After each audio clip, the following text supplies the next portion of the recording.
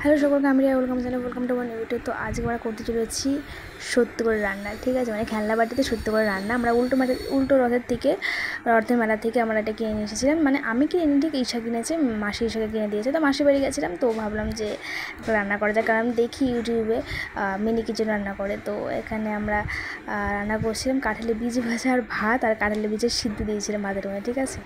তো তোমরা দেখতে থাকো।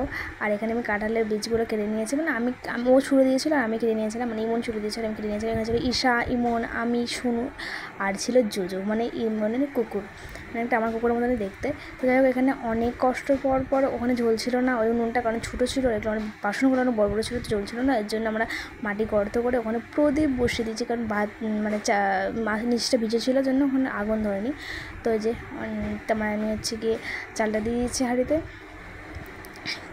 কিন্তু যেইটা হচ্ছে গিয়ে আমাদের এই যে আমি চালটা বসেছিলাম, এটা হতে অনেকটা, এই যে আমি নামিয়ে রেখেছি, আধা কুক হয়েছিল যে ভাজাটা ডিশেটা।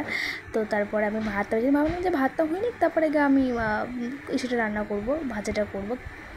বাট ভাতটা হতে অনেকটা টাইম লেগেছে। তারপরে আমি আবার ওটাকে বসিয়ে দিয়েছি কাঁঠালের বীজটাকে। তো ভাতটা এখানে 60% হয়ে গেছে প্রায়। তো ওখানে শেষ কাঁঠালের বীজটা ভাজা হয়েছে, আর কিচ্ছু হয়নি, ভাতটা তো হয়নি, সেই 60% 70% হয়েছে, তারপরে হয়নি, বিকেল অবধি হয়ে গেছে, তাও হয়নি। তো ভিডিওটা ভালো লাগলে লাইক, কমেন্ট, সাবস্ক্রাইব।